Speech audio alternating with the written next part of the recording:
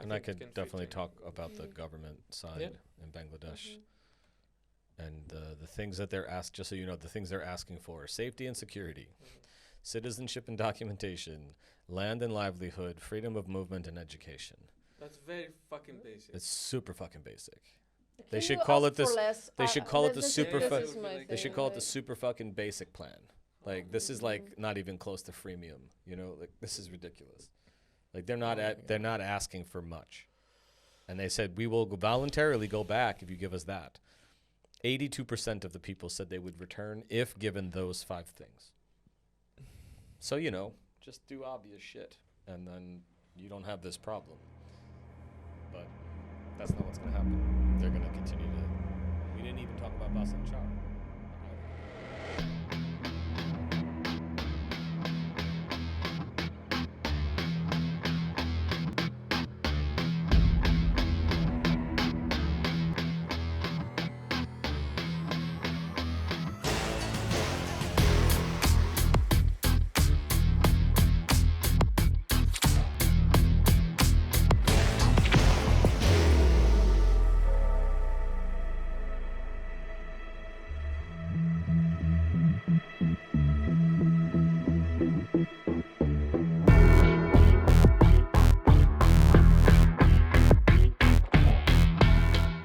Good morning, everyone from Athens, Greece. Welcome to Fractured Podcast. This podcast is produced by this amazing family of Refocus Media Labs here in Athens.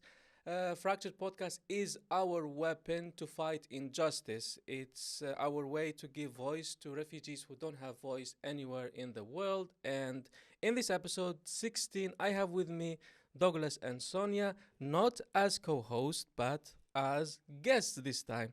Why? Because in 2018, these two amazing people went to the largest refugee camp in the world in Bangladesh. What's the name? Kutupalong. Kutupalong, and reported from there and helped also. And I am sure that just a few people know about this issue, the crisis there. I was one of them. I had no idea about the Rohingya people, and that's why they are here with us to discuss this issue. Welcome on board. We're happy to be here. And with just one host this time. Yes, it's super exciting. I'm the boss. So, Sonia, let's tell our listeners and viewers who are the Rohingya people. So Rohingya or Rohingya, there are different Rohingya. pronunciations Okay, right Rohingya. now that are allowed. This is an ethnic minority that traditionally lived on the territory of Myanmar, Burma, in Rakhine State or Arakan, how it was called before. And this minority is one of the most persecuted minorities in the whole world. They traditionally lived in Myanmar, but at this moment, less than half of them live there. So it's around 400,000 people only still stayed in Myanmar, because starting from the 70s, massive persecutions started in Myanmar with the goal to get them out of the country. And when we speak about massive persecutions, with time it went from bad to worse to absolutely horrible, because people were chased out of their villages. People were killed, women were raped, villages were set on fire on massive scale.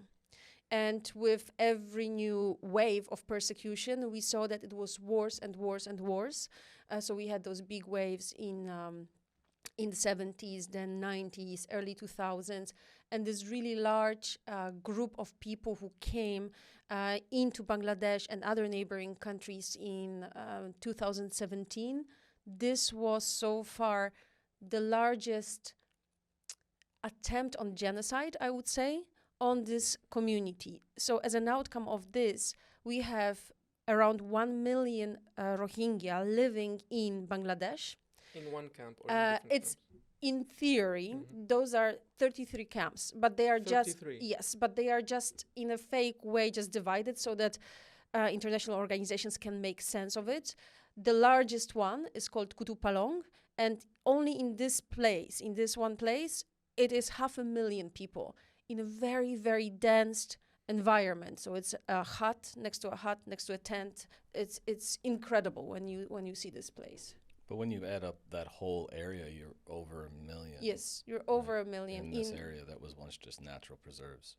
So now it's like a whole entire city of people. More people there than in San Francisco, only in 10% of the landmass.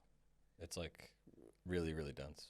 But do we have a number of the Rohingya people, like they left from Myanmar, or no? Not the ones in the camp, the whole. No, so we know that around 1,400,000 is abroad right now in Fled, different okay. countries. So it's Bangladesh is number one. Then we have India, Thailand, Indonesia, Malaysia. I don't know if there are somebody in Malaysia. No, No, none majorly listed as predominantly Bangladesh and Yes. India are the two largest areas, and then some in the Western countries.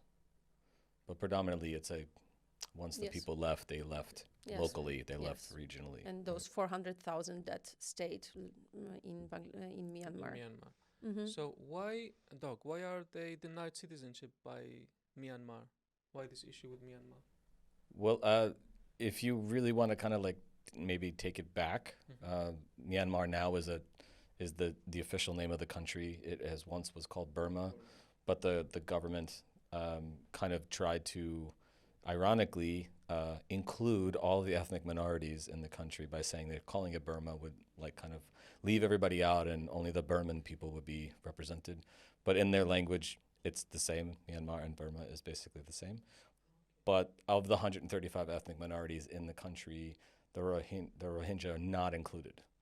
And back in 1982, they passed this law, forgetting what they called it. It was like a Citizenship Act, right?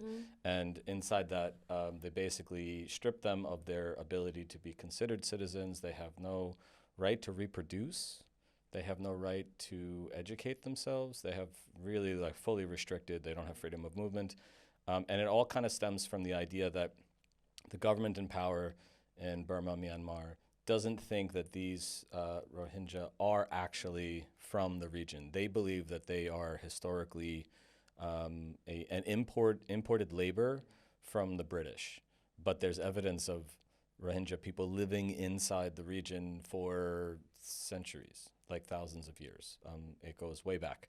And so as Sonia said, there's something called Arakan. It was like Arakan. It's more like a region, which included parts of what is modern Bangladesh, modern Myanmar, Burma, even further out.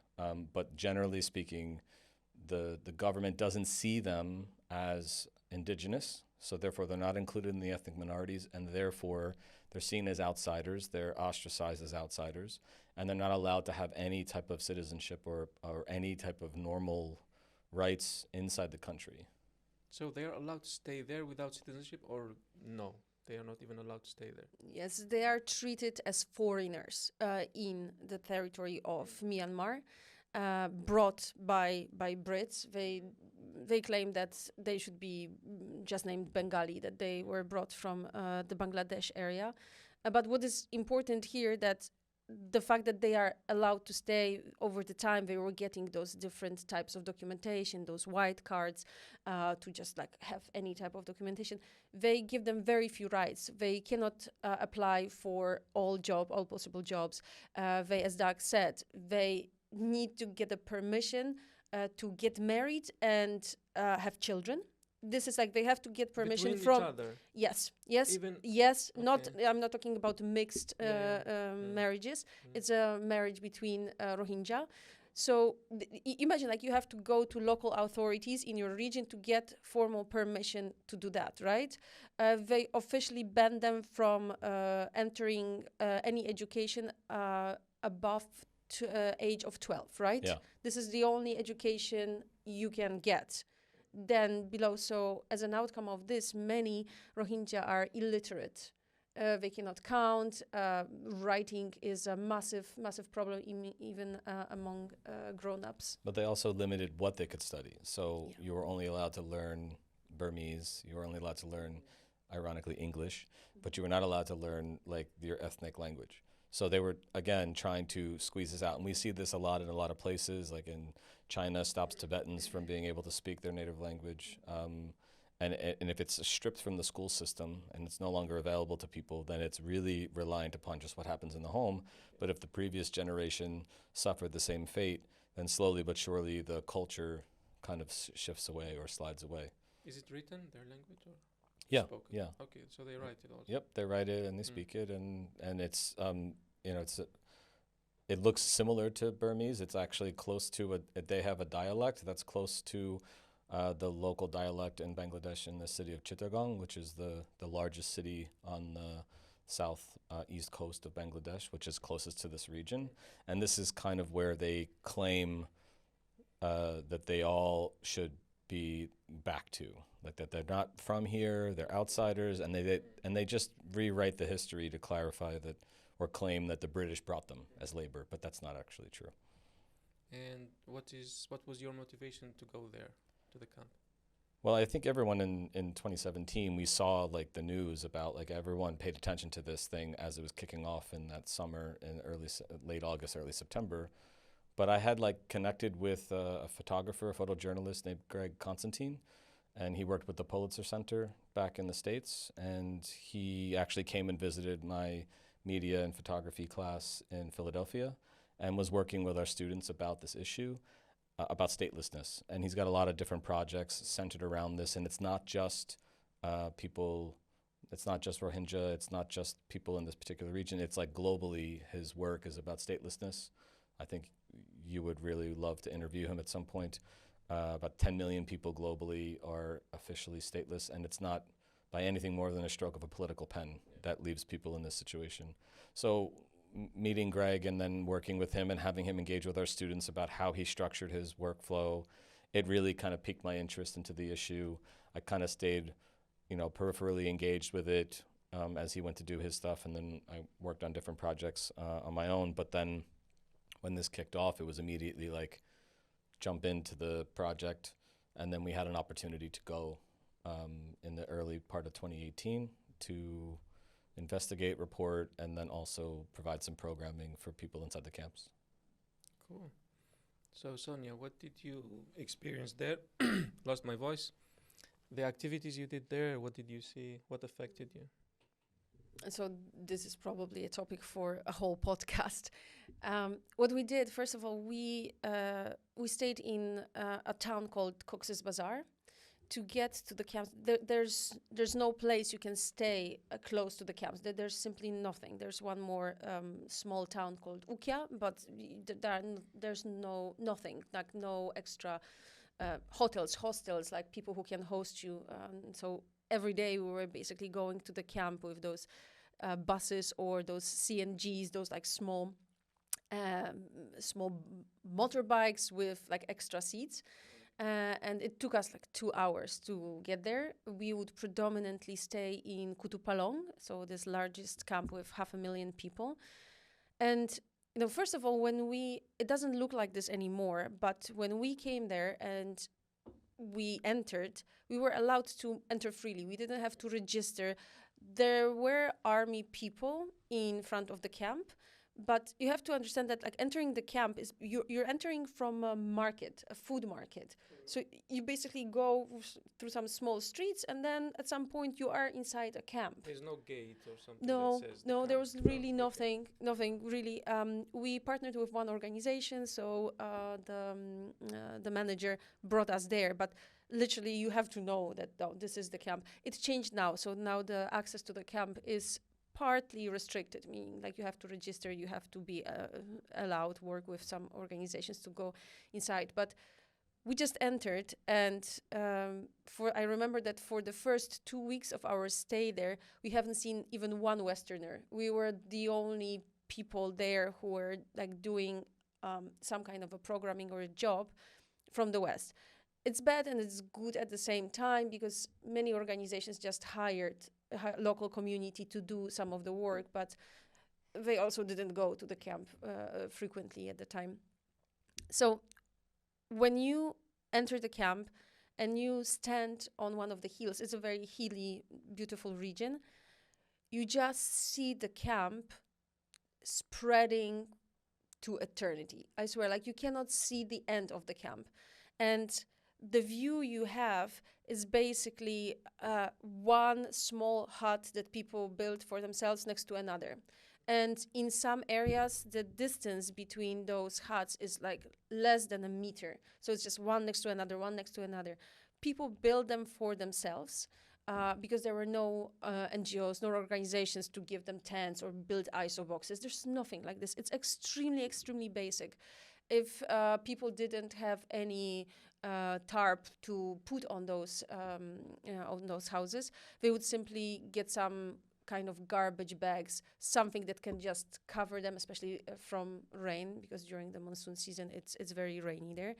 And the hygienic situation in the camp, you can imagine how absolutely terrible this is.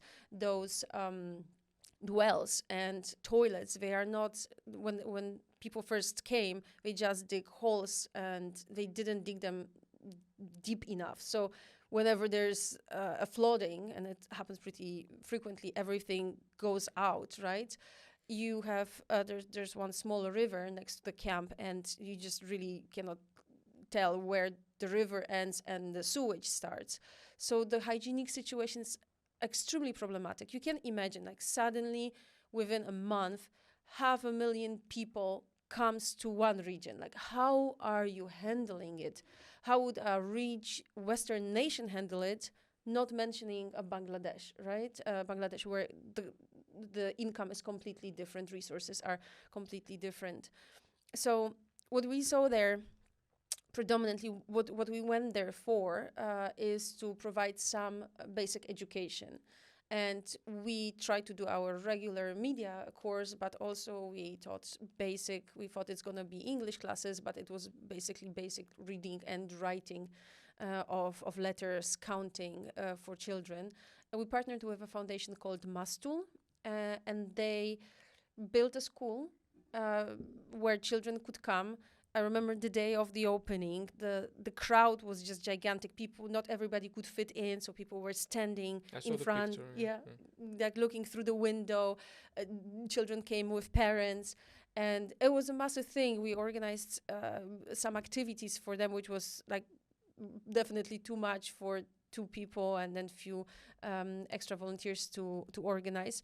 And the problem there is that there's no access to education for anybody. So first of all, the Bangladeshi government doesn't allow Rohingya to study the Bangladeshi curricula. They don't want them there. This is the problem. So you can only study inside the camp. Whatever is provided by NGOs is in the camp. And this is not a place like here in Europe where we have so many Western NGOs trying to organize classes. So if children really want to learn, they will find some organization. They can choose from several. No, like in those places, there are very few of them. There's UNICEF trying to provide some learnings. And there are madrasas. So most children are taught Quran, and it's a very religious approach.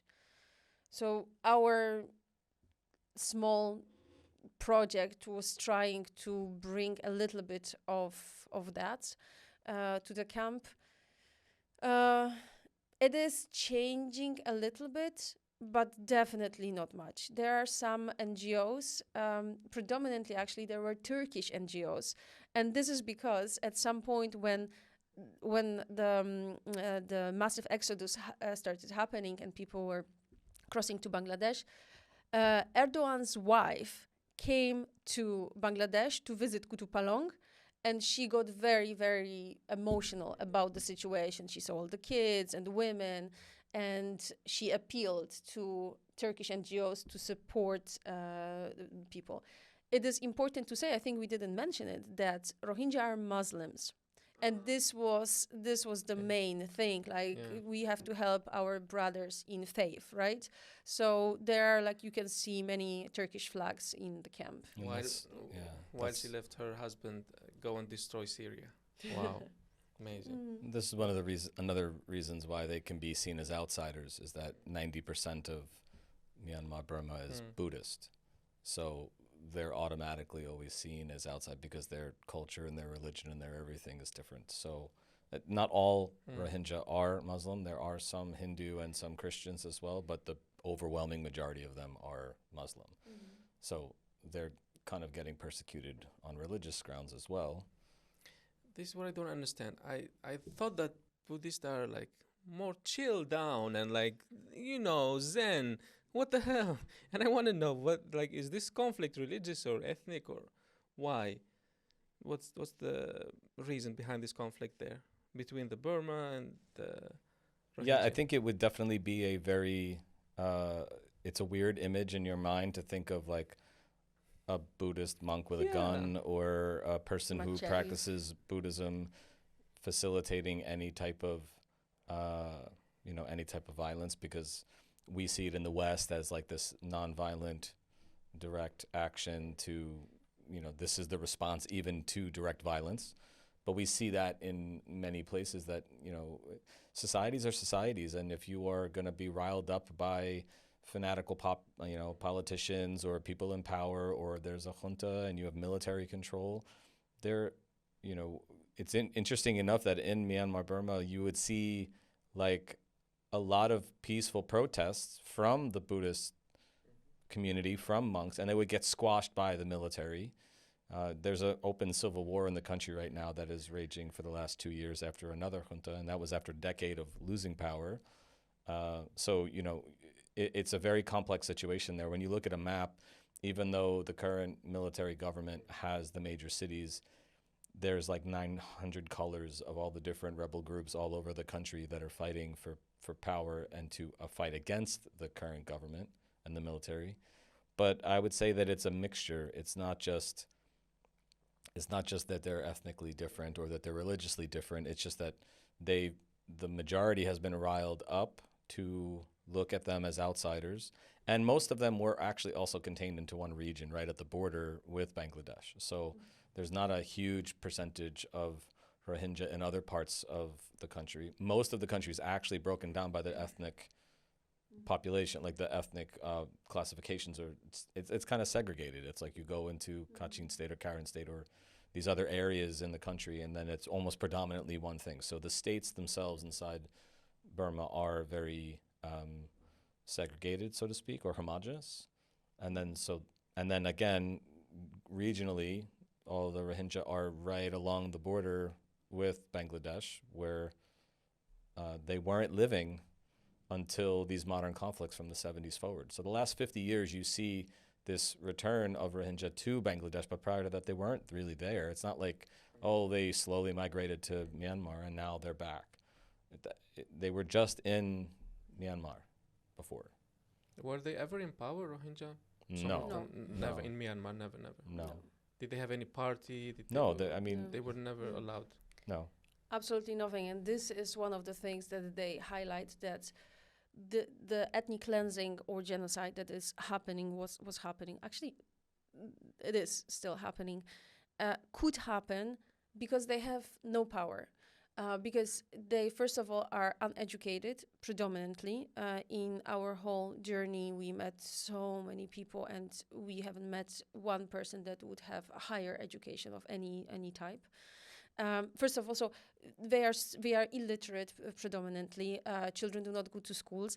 So imagine, how do you form any type of political power in this situation when you cannot even really register or understand how to register, how to build structures and campaign? And they are saying that this situation happened because they didn't have this power, because they were uneducated and couldn't advocate for themselves. When this last wave of ethnic cleansing happened, at the beginning, nobody knew about this. And they couldn't, warn the world to say like, okay, something's happening again to us. It's just like, okay, Western journalists, go get some information, go back. It's like Burma is a very close country at the moment, but they don't have any type of councils abroad to advocate, to be vocal about their cause. There's almost nothing. Throughout the history, they had no political power anywhere. So did Bangladesh claim them? Did they invite them over or no? No. No, so they just No, it's They quite just the showed- opposite. okay. So they don't even want them. No. No. And until today, so UNHCR admits that Rohingya are refugees. They fulfill any possible criteria of being a refugee. However, Bangladeshi government is not part of the 1951 Refugee Convention. So they did not give Rohingya officially the refugee status. They are in their territory, they have some kind of UNHCR registration papers, but they are not officially recognized by them. Now, why? Obviously, if you recognize somebody as a refugee, you have to give them the rights, right? You have to get a right to work and so on. Now, this million people right now in this area, when they enter the job market in a country that already, pays people very, very little for their labor, this lowers the prices even more. And it doesn't mean that the Rohingya don't work. They do. They usually work, without contracts, especially in like this hard physical work. And there are more and more protests against that. So there are local communities who are. Just a few days ago, there was an interview with this local community, and they asked the authorities in the region to stop any refugees, any Rohingya from working, because they lowered the salaries even more. Rohingya would work for something like $2 to $3 a day. And the local community right now are working for $6 a day. And, day for them is not like for us, 8 hours, and that's it. This is a very long day from morning till very late night hours. So it's a very, very difficult situation. But yes, definitely Bangladesh doesn't want them there. However, Bangladesh welcomed them when they arrived. So they crossed predominantly this Naf river that is between Myanmar and Bangladesh. They came on those boats. Some people drowned. Is it far away? It's not very far away. It's not Okay. it's No, not you a could see small the river, but it's like yeah. look across and it's just a big river. Yeah, you it's know, just a like big you river. Easily see the other side. Yes. Okay, it's not like from Turkey to Greece. No, No. Okay. No. It's much smaller. Mhm. So when they crossed, some of them drowned. Some people were exhausted from the journey, but most of them managed to come. And when they came, they're telling us that it was a shock to them that army just came, brought them to another area, gave them water, gave them some kind of food, and so on. They were shocked because in their country, the army was predominantly persecuting them. Oh, okay. So they did horrible things to them. They were fearing of the uniform. But there, when they saw the first soldiers, they couldn't believe that they're treating them with some kind of a kindness. However, this is changing because, yes, of course, we understand the situation, but now money is not coming to this region. So Bangladesh has to basically handle it almost on their own. UNHCR every year is asking for a certain amount of money. They're not even getting 1/3 of what they're calculating their needs are, right? And those are very basic needs. They don't even have a large educational programming. It's basic housing, food, predominantly food in the camps. Like 90, I think everybody at this moment are totally dependable on humanitarian aid. When we were there, the number was 90% of people had to get food from UNHCR or other international institutions. Otherwise, they wouldn't eat. They just don't have any other income. But Nothing. this was the same. I mean, now it's estimated it's like 875 million to maintain this space, this area, which is basically like a city. So think of like Kutupalong, Tankali, Balukali, Nayapara. Like these are these major like population centers in this originally natural forest called Teknaf. Like this area was just unpopulated. It was totally rural. There were more elephants than people, right? It was just jungle, and now it's a city. And so imagine it's like the budget of a city is almost $1 billion, right? And that's how much it takes, but they're only getting like 30% of that right now from humanitarian aid. So the World Food Program said that they had to lower the food support from, it's crazy, from 12 euros a month to 8 euros a month, which means that it's down a month, not a day, but a month. Per day, per person, right? Right. So then it's down to like 9 cents a meal. Like that's how much support they have based off of what's available in terms of international donors, international support for the community. But that's the So only help they're getting. Food. That's all they're getting. And Well, just they are not generally even getting speaking, that. like generally speaking, like there's lots of different schemes to provide different types of supports in the region. But when you add up all the actual money to cover those costs, 75% of their operating budget is unfunded. It doesn't exist. They don't have enough for it. So you see all of the aid, all the programming that the aid agencies are providing is being slashed like dramatically. And this is at around the same time that it's even harder to work. So after COVID, you almost can't get out of the camp to go work. Like it's become much more restrictive for someone to leave the camp and then get into society and kind of do gray work, like something off the books. So it's really hard. Yeah, this is also why volunteering doesn't exist in those camps. You know, what we saw in many camps here, people who are waiting for their asylum in camps, they would gladly support other organizations, volunteer, help with something. Something like this doesn't exist in Bangladesh because if they can get money from somewhere, they will ask for money. So everything that was built in the camp, like for example, the school we taught in, any madrasas, any mosques, everything was built by them, and predominantly international organizations would pay locals Rohingya in the camp to build those facilities. And facilitate a lot of the stuff that I think international media gets for free when they travel to other crisis zones. The people were not seen as sources. They were treated with a whole lot of this is an actual employment opportunity. So translation, like fixers, people taking you into an area, being able to meet people that would be sitting for interviews. Like there was a healthy ecosystem of pay to play for the international agencies or the news desks or anyone coming in to do the work. You had to compensate people fairly. And this is the opposite of what we experienced in the borders of Europe, where for years, everyone was just expected to do it for free. And then when you try to pay someone, you can't find the money suddenly. Now suddenly this very cashed up entity doesn't have any budget for this project. And you're like, But, so it was refreshing to see that people were immediately we're talking about like weeks into the crisis hotspot, people were already being compensated for their support and the relief work that they're doing.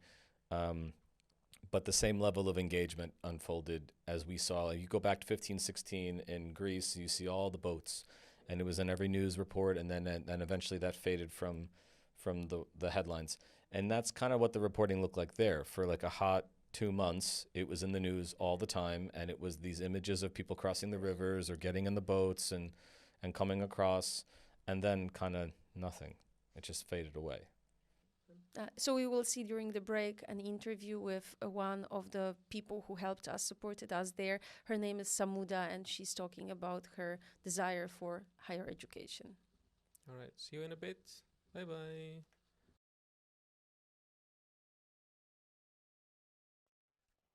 Twinkle, twinkle, little star. How I wonder what you are. I've never the world so high, like a diamond in the sky.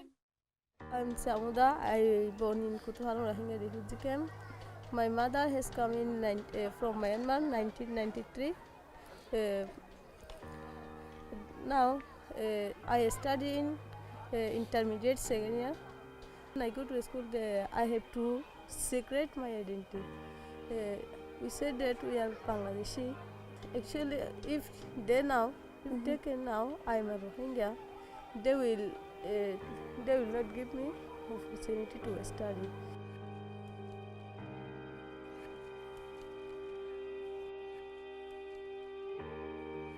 I don't like to stay in Bangladesh because I don't feel good. Because there is no opportunity. I cannot study finally. I cannot what I wish. I cannot do. I cannot feel my dream. So I don't like to stay.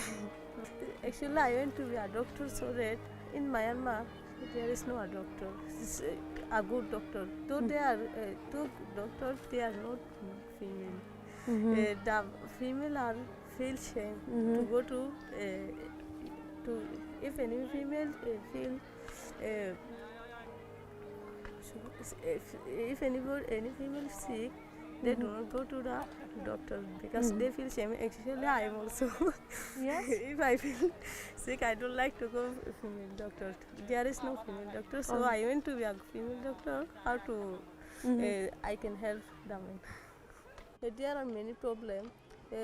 When I go to be a doctor, I have to study by science, science subject. But in the good high school, there is no opportunity to study for Rohingya. Now I study in Malaysia, but there is no science. So now I am studying with general subject. After joining my Innovat, I have also make a dream that to be a good interpreter, because in our Myanmar there is no a good interpreter. So we cannot express our emotion. If any foreigner or journalist come to take information, anybody can't express their emotion. So we are so behind. Our nation is our nation is unable to develop. So I think that though in our Myanmar has interpreter, but there is no female interpreter. Inshallah, I expect that I will be a good doctor and also a good interpreter to help our nation, to help the person. Not only our nation, not only Rohingya, any person. I'm sure you will. If I think that if anybody help us, inshallah, I will be able.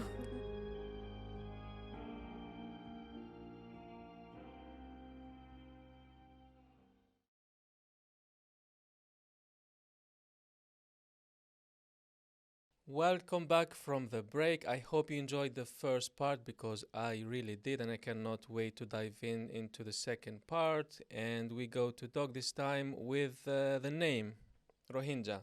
The government of Myanmar refused to use even the name. In the 2014 census, the Myanmar government forced the Rohingya to identify themselves as Bengali. Many Rohingyas see the denial of their name as similar to denying their basic rights. So why they don't even want to let them use this name and identify as they want to be? Well, I mean, we talked a little bit about the citizenship law in the 80s that they put into action. And, you know, back then they called them Bengali aliens. Bengali alien. Yeah, it's like in the language of the law. They don't, so they just do not see them as members of the larger society. They're trying to create this extra category for them that clarifies why they're not entitled to anything. So they don't recognize their group. They see them as just people that should be from Bangladesh at this point in their minds, that they were never from this area. This is their tried and true like platform. They've never really pulled back from that. They've only intensified it, and then that intensity turned into violence, extreme violence, over the course of these past 4 decades. So, I mean, there's no like wiggle room there on their side. People become more and more aware of the fact that this is their basic right to choose how they're being named. If this was their traditional name for centuries, why can they not register right now in documents with this name? And they started, for example, in the camps every year at the anniversary of the last massive persecutions. It's the end of August. They protest. It's a very peaceful protest. They just demand to be recognized and, strangely maybe for some people, allowed back into Rakhine State with all the possible rights. So they start educating themselves and learn what is their basic right, that those things that were denied to them for many, many decades are actually something absolutely normal. I saw this book on Amazon. It's called First They Erased Our Name, A Rohingya Speaks, by Habibur Rahman and Sophie Ansar, and tells the story of this guy who was born in 1979, and after that he found himself stateless in his own country, in Burma, and mentioned that the Rohingya were not one of the 135 recognized ethnic groups. And what goes in my mind, like, you recognize 135 Yeah. and you couldn't recognize one. Mhm. Because if we say, okay, we had 2 or 3, all right, we can understand. They were segregated for this reason. But 135 ethnic groups were recognized, and Rohingya, Rohingya. no. No. Oh my God. No, this is what they did already right after the Myanmar stopped being British colony, when they first did the whole list of all ethnicities. They didn't recognize. But who did this list? Rohingya. So the people who were at power at the time, right? Not the So- British. No, not the okay. British. No, not the British. No, there's like And 48. yes. Okay. And it just continued through the next. Doug mentioned the 1982 Citizenship Act. It continued, and they were at some point there were like 4 stages of citizenship in Myanmar, and they were not even entitled to like the lowest one. The whole issue was like they sorta had a path to get documents by proving that they were living there before 1948, so before the Brits left this place. However, they had to have like formal documents. And those formal documents would come from local authorities, for example, like that they own this land or something of this sort. And they couldn't get it. They simply didn't have, in reality, a path to claim this citizenship. So they were basically living as, at this moment, most of them are predominantly stateless because they are not recognized anywhere. The ones inside Myanmar, some of them still have some documents. At some point they had this white card that was then taken away from them with a promise that they will get national ID. This never happened. So it's an extremely problematic situation because without documents you really cannot do anything in any country. Yeah, and the photographer I was talking about earlier, Greg Constantine, he's been doing a project right now.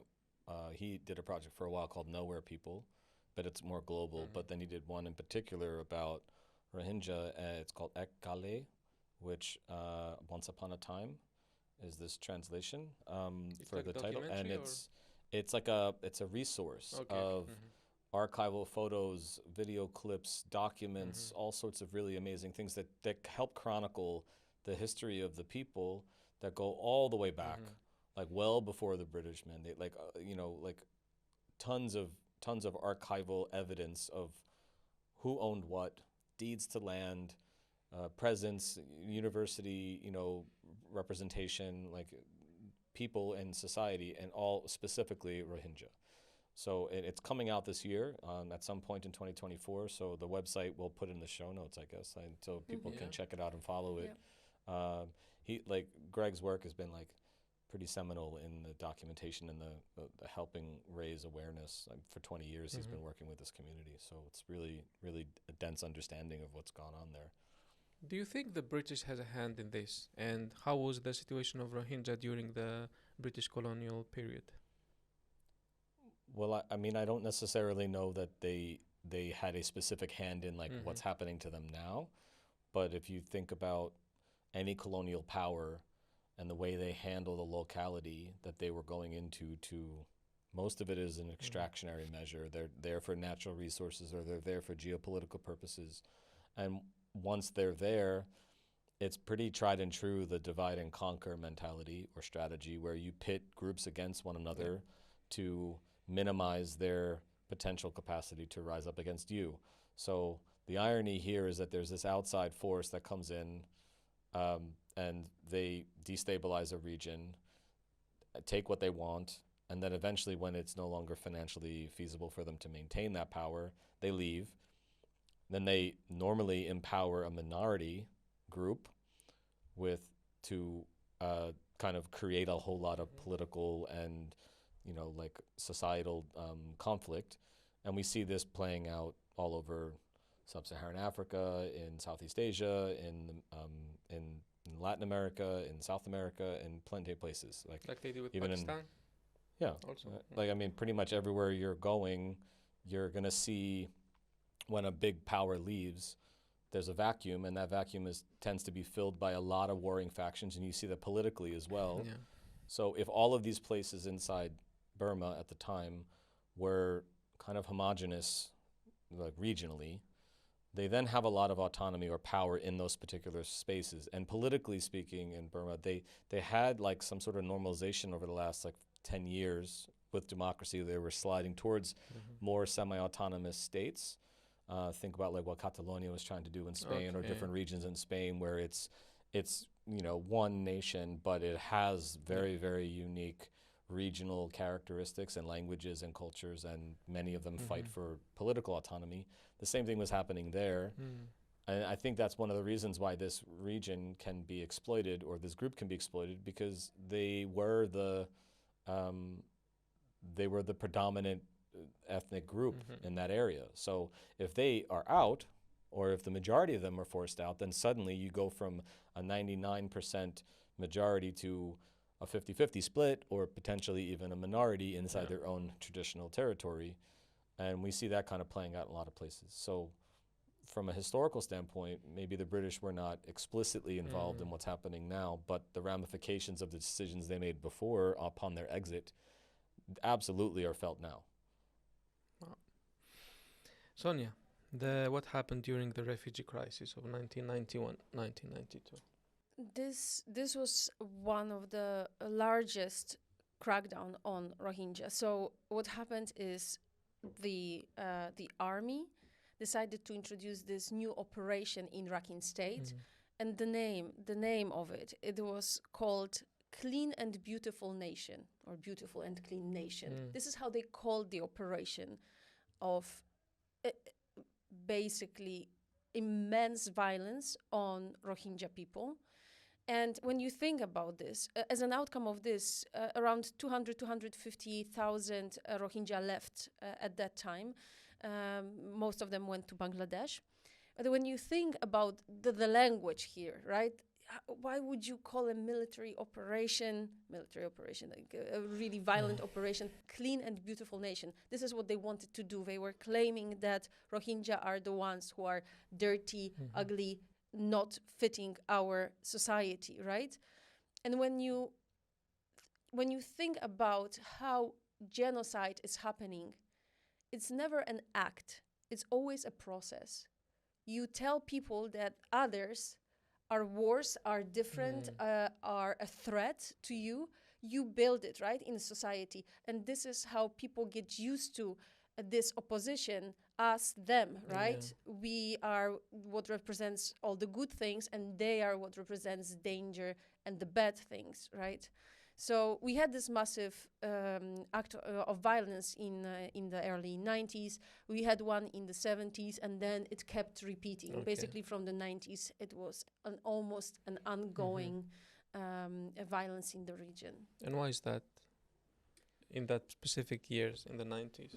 So it started in the. It's all connected to, of course, the ruling of the militaries, okay. Right? And sometimes there was a very, I don't want to say a very simple region, because it was usually some kind of a violence or fight that started this massive violence, right? In the region, Rohingya actually have something that is called Arakan. Help me, Doug. Arakan is the Arakan is the area. The area. Arakan's Arsa. Sorry, Arsa. Yes, that's the acronym for the rebels, basically Rohingya rebels, who are fighting against Myanmar army. And now, when we say rebels, you really have to imagine people not in uniforms, people in regular clothes with usually some sticks. They do not have arms. It's just whatever they can do. But there are actually two types of rebel armies in this region representing, I'm using this word, but it's not the right reason, because they are rebel groups, but they do not represent really Rohingya's views. But they are fighting the army in the region. And sometimes, like in this last wave of violence from 2017, they attacked a post office, if I'm not mistaken, and as an outcome of this, 12 security guys died, 12 people who were from Myanmar, right? So they died, and as an outcome of this, the army decided to introduce this massive payback, and it didn't matter that those rebels did this. They started persecuting the civilians, right? Like village people who had nothing to do with that. The ones who stayed in Myanmar. Yes. Wow. Yes. So, and then it was so massive. It was so big because it was a payback for the death of those 12 security guys that, like, you know, now we have almost 1 million people in Bangladesh because of that. And then over this time period, every decade or so, there's a flare-up, so to speak, as they call it, or an instance where there's violence. And there's always some moment or some spark, right? Something that will happen. But if you go back in the historical annals of civil rights in America and Jim Crow eras and, like, you know, it's the same kind of a thing where it's one isolated moment. One person did something. Normally, a man did something from the ethnic minority group, did something to a woman from the other group, the majority group, and then that became the justification for, like, brutal violence. So the same kind of thing happens, but every time it happens, another 10, 20, 30, 50, 100,000, 500,000, 1 million people exit stage left. And when that happens, all of a sudden, this population drops dramatically. So now you're down to, like, somewhere between 400 to 600,000 Rohingya left inside modern borders of Myanmar, of Burma. And of them, 100,000 of them are in internally displaced detention camps. So you're down to, like, somewhere between, you know, like, say 300,000 people from a previous total of around 2 million. So, I mean, and then they don't have the right. I want to reiterate this. In that law in 1982, you did not have the right to reproduce. Like, you're not allowed to reproduce. You're not allowed to study your language. You're not allowed to educate yourself. I mean, this is insanity. Like, but this was passed as legislation. So that lasts for a decade, and then 10 more years of people thinking a certain way, and then a moment happens, and they easily use that moment as the excuse for more violence. So fast forward 40, 50 years later, there'll be no, like, from now, if this continues unabated and it continues every so on, there'll be no one left. They'll all be And that's what they want. relocated. And I That's believe their that goal. that's all they Yeah. really want, because, you know, that's actually all they're ever saying. What was the title of this campaign? Clean and Beautiful Beautiful Clean and Nation. Nation. beautiful, wow. Okay, that's fucked up. No, I just want to say something about what Sonia said about the clean and beautiful country, nation. So I remember there's this book called Hitler's Table Talk. So someone had to document Hitler when he was unofficially talking to his friends on the table. And he pitched this idea to Hitler. Hitler's like, yeah, of course. And in I was reading it, and then they said that Hitler didn't start off, let's kill the Jews. At the beginning, he said, I want to literally clean the city from all the cockroaches and the stuff. So he was cleaning everywhere. And then he said, now I want to clean it from the Jews. So this idea of these people are the dirt and we need to take them out. So it exists in many places. And when you are, exposed to this injustice, you want to fight back. You want to push. And I'm wondering how people there are fighting in Rohingya. How do they fight? Is it armed? Is it political? Do they even fight? Yeah, well, like Sonia was saying, that the ARSA is inside the country, and they are fighting In inside- Myanmar. In Myanmar, in Rakhine State. They are actively in rebellion, and there are many groups that are in active rebellion against the current military junta that's in power. Since 21, there's a mega civil war unfolding, and we could show you a map of all, like we said earlier, all the colors that represent the different groups. Yeah. It looks like the whole color wheel's there. It's really insane. But inside Bangladesh, their problems are quite different, because they're kind of battling for rights as refugees. And there are some organizations that are inside the camps now, and this is actually what you'll hear about more in the news, is about that there are armed groups inside the camps, and that there's a couple of factions that are kind of fighting against each other, and it's led to a lot of violence in the past 2 years. And they are, we've they've had almost 100 people have died in the last 2 years inside the camps, and this is from this inter-gang violence. It's not at the level of madness of what you see unfolding in Haiti after the government collapse and the gangs took power in a unity plan. These two factions are fighting against each other for power on like illicit trade. There's a drug called yaba that comes across the border that's basically methamphetamines laced with caffeine and some other chemicals, and it's like super highly addictive. Comes from where? It comes out of Burma, it comes out of Myanmar. Out of Burma to the camp. Yeah. So it's just crossing a river. So there's like illegal things that are making its way out of the country. But stays in the camp? This area of the world has consistently been a producer of drugs and narcotics. There's a famous place called the Golden Triangle at the top between Thailand, Laos, and Burma. And this area there was that number one like drug production place in the region. And so stuff is getting out of Myanmar into Bangladesh through the camp. Okay. Child, like there's sex trafficking, there's all sorts of illegal smuggling, all sorts of things happening. And those people that have this influence or have the manpower, the firepower, they are fighting each other for supremacy. So now the actual, when we were in the camp, there was this like kind of like unofficial yet official curfew, as you said, that there's no gate that lets you in and out. It's much more like you entered a city, got off a bus, you're at a stop, you walk down a dirt path, and you're in a community. So there was no real get out by this hour, but there was an unofficial, like once the sun goes down, it's dusk, everyone leaves. And then now, but we were walking around at night, we stayed in there much later. Now it's dangerous. Local people are reporting that it's no longer safe for them to make their way around their respective areas, that there is violence now, and there is lawlessness in the space. That is kind of a new manifestation of the past year and a half or so. It's really exponentially grown. Is there like someone or a group that's responsible for this, for the camp, like the government, small government, something, a council? This was nuts what you found. Oh yeah. This is actually very interesting because Bangladesh doesn't have any body responsible for migration and asylum. Nothing. So there's no migration no ministry. Okay. There's no minister. There's no deputy. Nothing. So they're basically deciding on the asylum seekers in Bangladesh with letters, decrees. Some locals decide on what is going to happen. So there's no policy towards this. There's no plan what to do with such a gigantic group of refugees. Nothing. They don't even have one person who would report on that and what is happening. Everything we know is the numbers, the big numbers. It's UNHCR who does the countdown, and the rest, it's other international organizations who are there. But from the government, we barely get any information.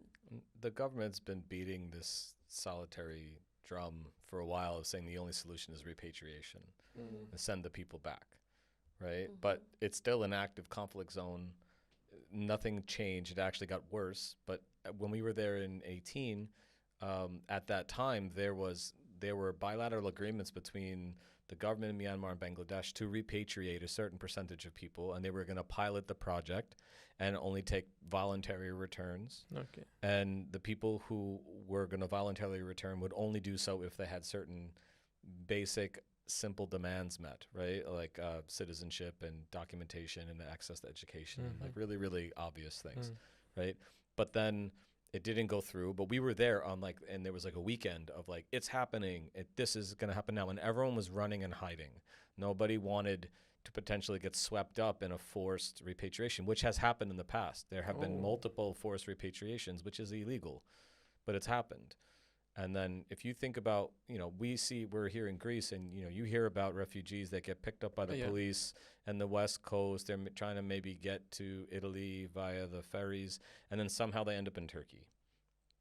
Geographically, that's kind of difficult without some sort of illegal operation. Now imagine this is just across the river. This would be much more like you got caught in Evros at the border of Turkey, and then you end up in Turkey. That's sort of like the geographical reality of what is like in Bangladesh between Burma. But the political reality in Bangladesh is that they've never accepted responsibility. They've never given them refugee status. The only people that have ever gotten refugee status were from the 90s. and they all live in the Nayapara area, which is like right. It's the closest area to the border, and that is the only area that that's been allowed to have any type of formal settlement being built. So none of the other environments have they even allowed them to build formal homes. So everything is just made out of sticks and whatever they can forage, and an outrageous amount of the national forest has been destroyed just to produce shelters, but nothing permanent has been allowed, and it's been 6 years. So they just really refuse to let them officially stay. And who did choose this place, this area, to say they should stay here? Because you said it was inhabited by elephants and animals. It was just like an Amazon thing. So who decided that they should stay there? It happened basically organically because they crossed the river more or less sheer in numbers. this area. So in really big numbers. So when they were crossing, at some point the government probably decided that they cannot go farther towards the bigger cities, because what are they going to do with them in those cities? They will have a massive homeless problem. I mean, there's a big homeless problem in Bangladesh in general, but they just stopped them at some point, and people just came. They were exhausted, and they just started building some kind of a small shelters, huts in this area, and it was a natural process. Those were hills with a big forest, and as Doug said, they were like it was a natural path of elephants, so they were like crossing always. And we heard several stories of people in the camp being basically smashed by elephants, because the elephants were just confused. It was a forest, suddenly somebody chopped down all the trees, and they do not have this natural path, right? So they would enter the camp, and people would get hurt because of that. I mean, this is just a geographical restriction in its simplest form. They crossed the river. They just held them on the other bank of the river. They just held them on the west side instead of allowing them, and with the understanding that they would send them back to the east side of the river once the violence stopped. But it never stopped. It just exacerbated, it continued, it's expanded. But they've just held them there. And then out of necessity on a daily basis, you know, people find shelter, people create shelter, people create ecosystems. When we got there, it was just a little bit after like the big exodus. It wasn't that far removed. It was a couple of months. And it was like a teeming city, fully functioning. Like you just, full marketplaces, everything you could imagine was unfolding in a way as if you kind of just got off a bus in some part of another country, and then here's what everyone lives like here in terms of standard of living.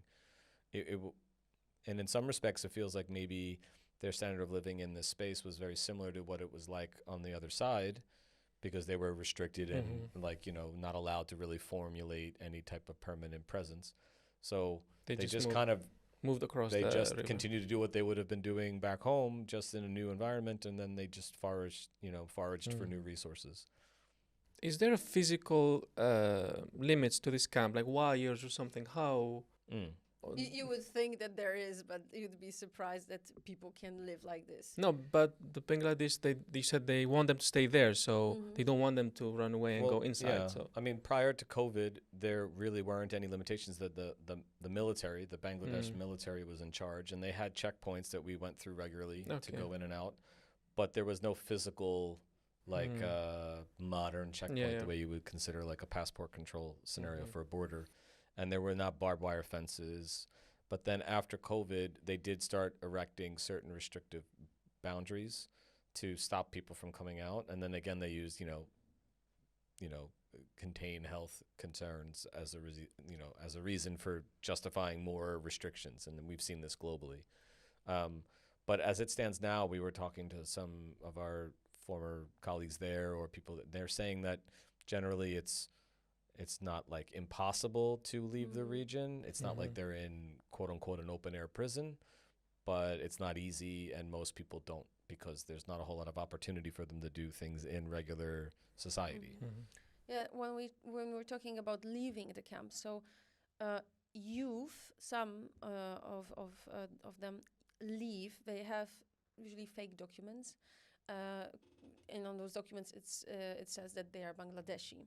Because if they're Bangladeshi, they are allowed to study outside the camp. So they use whatever resources they have to simply produce those documents and then leave.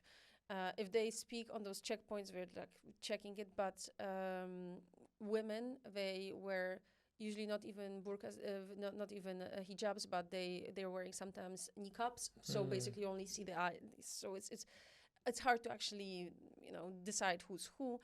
And with those fake documents, they can leave and study, but they all return to the camp for the night because they don't have other options, right? And basically, they're going north from the camp towards Cox's Bazar, where the first bigger city is.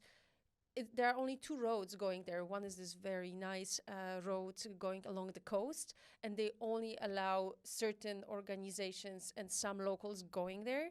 All those CNGs stay in this massive traffic going the other road because they do not want this beautiful road going along the longest beach in the world, by the way, to distract the view and the beauty of this place. How many kilometers did you said, Doug? Oh, the beach? Yeah. It's supposed to be the longest straight beach.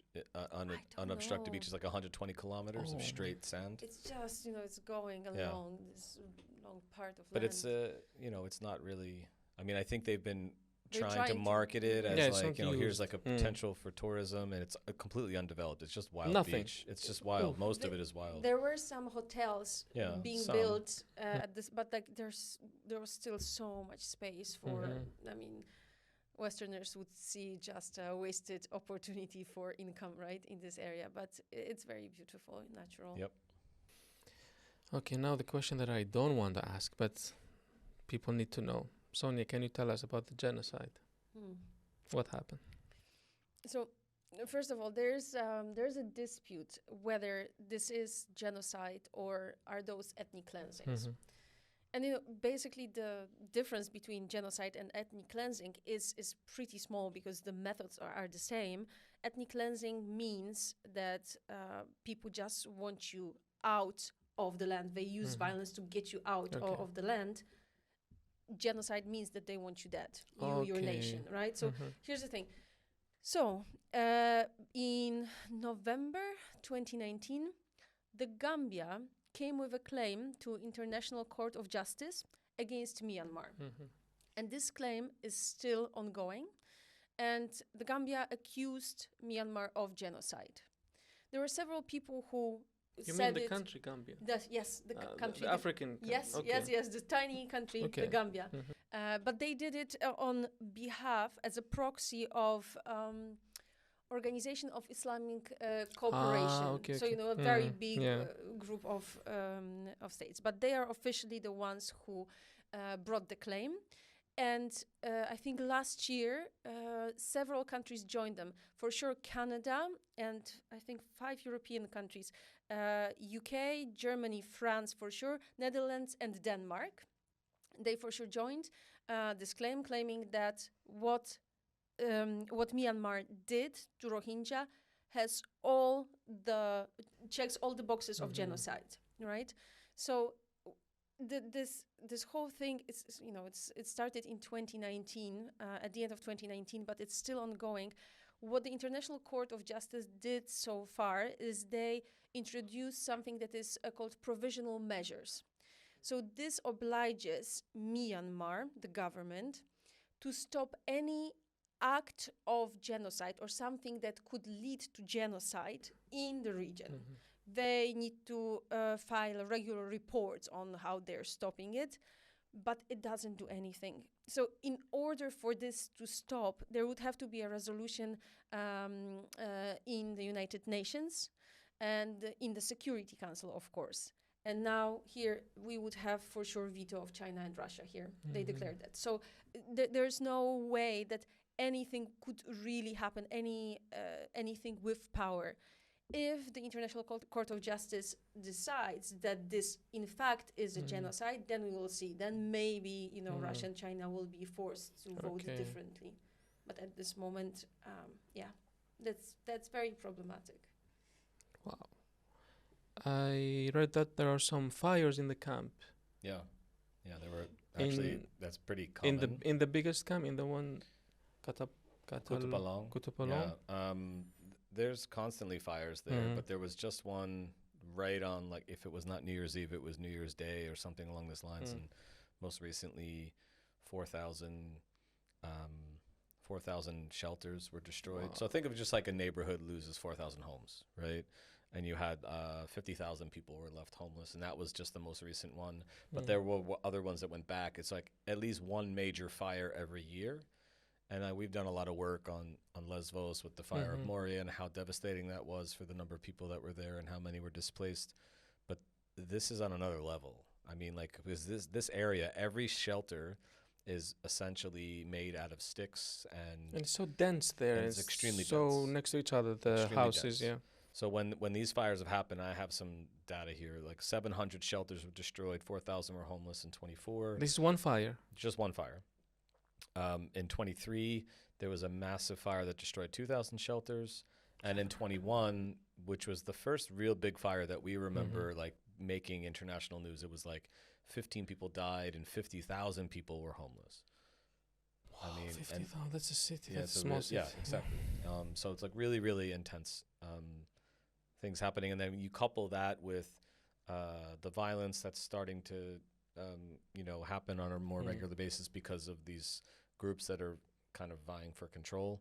You have a lot of people who are leaving here trying to get elsewhere, and they're trying to get on boats and go south, but then they're reaching resistance from all the other countries they try to go to.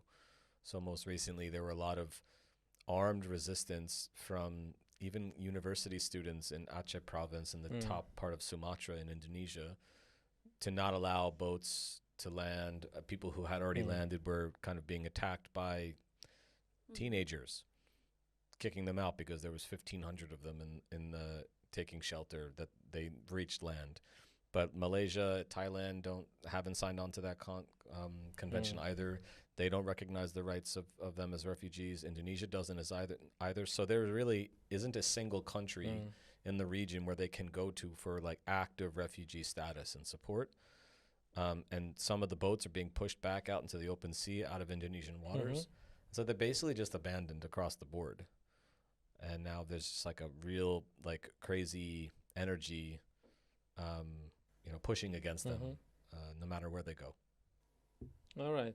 I think we're going to wrap this up, but we're going to continue for the Patreon. So if you want to listen more to this episode, you can sign to the Patreon and support us there. And thank you so much for my guests. We're going to continue, but just if you want to see more, Patreon, please help us because we really need your support to pay for stuff here and things and It's very salaries. cheap. You can How basically much? support us. It depends on you. How the Patreon works is that you declare that every month you want to support our activities with certain amount of money, and it can be as little as like $3.